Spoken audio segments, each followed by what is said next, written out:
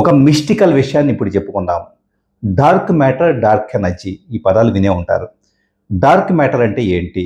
సహజంగా మన కళ్ళకు కనపడే మనుషులు, వస్తువులు, జీవజాతులు, గ్రహాలు ఇలా ప్రతిదీ కూడా అంటే కళ్ళకు కనపడే ప్రతి పదార్థము అది జీవం ఉన్నదైనా, జీవం లేనిదైనా కూడా అది మ్యాటర్‌గా కన్సిడర్ చేయబడుతుంది.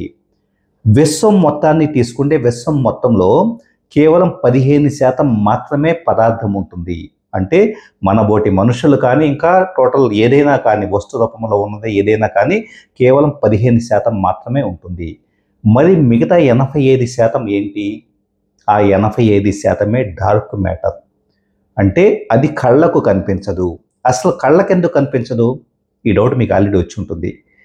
మన కళ్ళకు ఏ వస్తువైనా కనిపించాలి అంటే దాని మీదకు కాంతి పరావర్తనం చెంది ఆ పరావర్తనం చెందిన కాంతి మన కళ్ళ మీద రెటీనా మీద డిస్ప్లే అయితే అప్పుడు దాని యొక్క రూపం తెలుస్తూ ఉంటుంది. కాంతి పరావర్తనం చెందే క్వాలిటీ ఉండే ఏదైనా కూడా విజిబుల్ మ్యాటర్ అవుతుంది. కానీ ఈ డార్క్ మ్యాటర్లో కాంతి రిఫ్లెక్ట్ కాదు. అంటే సూర్యుడి నుంచి ఫర్ ఎగ్జాంపుల్ డార్క్ మ్యాటర్ మీదకి సన్లైట్ పడితే కనుక అది రిఫ్లెక్ట్ కాదు. రిఫ్లెక్ట్ కాకపోతే ఏమవుతుంది? కళ్ళ మీదకి మనకి రాదు, ఆటోమేటిక్గా దాని రూపం తెలియదు. అంటే లైట్ని అబ్జార్బ్ చేసుకోలేని క్యాపబిలిటీ ఉండే దానిని డార్క్ మ్యాటర్గా కన్సిడర్ చేస్తూ ఉంటాం. కాబట్టి అది ఎప్పటికీ అది ఏంటి అన్నది దాని రూపం తెలుసుకోవడానికి స్కోప్ లేదు. మరి డార్క్ మ్యాటర్ ఒకటి ఉందన్న విషయం ఎలా గుర్తిస్తారంటే గెలాక్సీస్కి మధ్య గ్రావిటేషనల్ ఫోర్స్ అంటే అవన్నీ కూడా గెలాక్సీలో ఉండే రకరకాల గ్రహాలు కావచ్చు, జీవజాతులు కావచ్చు, ఉన్నవి ఉన్నట్లు వాటి పొజిషన్లో ఉండగలుగుతున్నాయి అంటే కనుక అంటే సడన్గా కింద పడిపోవటం కానీ లేకపోతే ఈ విధంగా లేకుండా అవి హోల్డ్ కాగలుగుతున్నాయి అంటే because of the dark matter. సహజంగా డార్క్ మ్యాటర్ని ఈజీగా అర్థమయ్యే ఇంకొక ఎగ్జాంపుల్తో చెబుతాను. మీరు కర్రీ పఫ్, ఎగ్ పఫ్ ఇలాంటివి తీసుకోండి. పైన కనపడే షేప్లో ఇంటర్నల్గా వచ్చేటప్పుడు ఫోల్డ్స్ ఉంటాయి. అంటే పొరలుగా చుట్టబడేసి ఉంటుంది.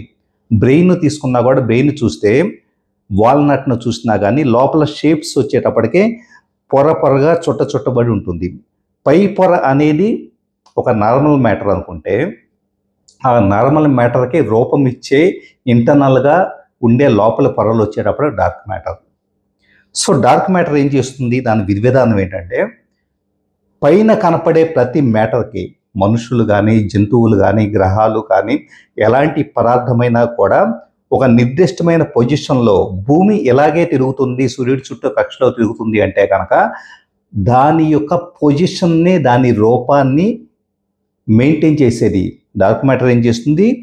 ఏ విజిబుల్ మ్యాటర్కైనా కూడా దాని పొజిషను, దాని యొక్క రూపము బయటకే యాజ్ ఇట్ ఈస్గా మెయింటైన్ చేయబడేలాగా ఈ డార్క్ మ్యాటర్ బ్యాక్గ్రౌండ్లో పనిచేస్తూ ఉంటుంది. అంటే అత్యంత సిగ్నిఫికెంట్, అత్యంత ప్రాముఖ్యమైనది డార్క్ మ్యాటర్. అది పైకి కనిపించకపోవచ్చు అట్ ద సేమ్ టైం. కానీ ఈరోజు విశ్వం మొత్తము ఒకే పర్టిక్యులర్ ఒక ఆర్బిట్లో తిరుగుతున్నా కానీ లేకపోతే డిఫరెంట్ గ్రహాలు డిఫరెంట్ ఆర్బిట్స్తో తిరుగుతున్నా కానీ మనుషులు కానీ అందరము కూడా ఒక గ్రావిటేషన్ ఫోర్స్కి తగ్గట్లుగా ఉండగలుగుతున్నామంటే కనుక it's because of the dark matter. So dark matter highest vibrational energy కలిగి ఉండటం వలన మన ఎలక్ట్రోమాగ్నెటిక్ స్పెక్ట్రమ్ కూడా అందుబాటులో లేనంత ఒక బియాండ్ రేంజ్లో ఉండే ఎలక్ట్రోమాగ్నెటిజం ఫ్రీక్వెన్సీస్ కలిగి ఉండటం వల్ల దానిని ప్రజెంట్ మనకు అందుబాటులో ఉన్న టూల్స్తో మెజర్ చేయడం కానీ ఐడెంటిఫై చేయడం కానీ సాధ్యపడదు. కానీ ఈరోజు విశ్వం అనేది ఈ కండిషన్లో ఉంది అంటే కనుక ఎక్కడా కూడా గ్రహాల యొక్క స్థితిగతులు ఇలాంటివంతా కూడా కొలాప్స్ కాకుండా ఎప్పటికప్పుడు వాటి ఆర్బిట్లో అవి తిరుగుతూ యాజ్ ఇట్ ఈజ్ మెయింటైన్ అవుతుంది అంటే because of the dark matter. So మనం చెప్పుకునే గాడ్ కావచ్చు ఇలాంటివంతా కూడా అంటే the hidden intelligence behind any visible matter. ఈ వాక్యాన్ని బాగా గుర్తుపెట్టుకోండి. The hidden intelligence behind any visible matter it self is the dark matter. ఆ ఇంటెలిజెన్సు, ఆ శక్తి, ఆ తెలివితేటలు యూనివర్స్లో ఉండే ఆ ఆర్డర్ ఏదైతే ఉందో అది డార్క్ మ్యాటర్. దాన్ని దేవుడు అనండి, ఇంకేదేనానండి.